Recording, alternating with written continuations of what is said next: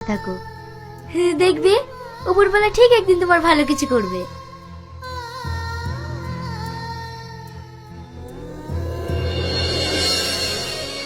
মা, আব্বা। বাবু তুই আসবি তো একবার ফোন করে আসতে হয় না? আমি যেটা জানতে এসেছি সেটা বলো। কি জানতে চাস? সানিয়া কোথায়? ও তো কবেই মারা গিয়েছে, তোকে বলিনি? মিথ্যে কথা। আমার কথা বিশ্বাস হচ্ছে না? তোর আব্বাকে জিজ্ঞেস কর। তোমরা যে জ্যান্ত মানুষকে মৃত বানাতে পারো এটা শুনে খুব ভালো লাগছে। তোমরা ভীষণ অন্যায় করেছো মা। ওর কোনো দোষ ছিল না, সমস্ত দোষ ছিল তোমার ছেলের। ওর পেটে যে বাচ্চাটা ছিল সেই বাচ্চাটা আমার মা। তোমরা একটা নিরপরাধ মেয়েকে কলঙ্কের দাগ লাগিয়ে গ্রাম ছেড়ে করেছো, যার কোনো দোষ ছিল না। ছি, তোমরা যেটা করেছো সেটা ভাবতেও আমার ঘৃণা হচ্ছে। শোন, আমরা যেটা করেছি সেটা তোর ভালোর জন্যই করেছি। রাখো তোমার ভালো। তোমরা তোমার ছেলের ভালো দেখতে গিয়ে একটা মেয়ের জীবন শেষ করে দিয়েছো, একটা ফ্যামিলি শেষ করে দিয়েছো। আমি তোমাদের কখনো ক্ষমা করবো না, কখনো না। বাবু যাস না, আমার একটা কথা শোন। ও গো, ও তো রাগ করে চলে গেল।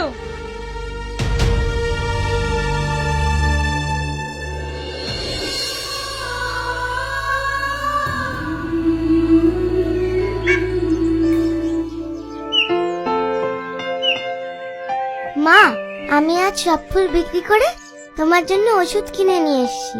এই নাও, খেয়ে নাও। ডাক্তার কাকু বলল তুমি তাড়াতাড়ি সুস্থ হয়ে যাবে। অনেক পূর্ণ করেছিলাম রে, যে উপরবেলা তোর মতো একটি সন্তান দিয়েছে। মা, আমি তোমাকে অনেক ভালোবাসি।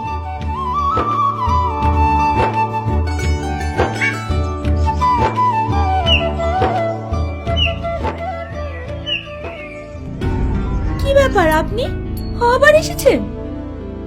সানিয়া, তুমি আর আমাকে অপমান করো না। আমি তোমার কাছে অনেক অন্যায় করেছি, যার কোনো ক্ষমা নেই। কিন্তু বিশ্বাস করো, তোমার সঙ্গে যে এত কিছু ঘটেছে সে বিষয়ে আমি কিছুই জানতাম না। আমি শুধু এটাই জানতাম যে তুমি মারা গিয়েছো। কিন্তু আজকে তোমাকে আমি নিয়ে যেতে এসেছি।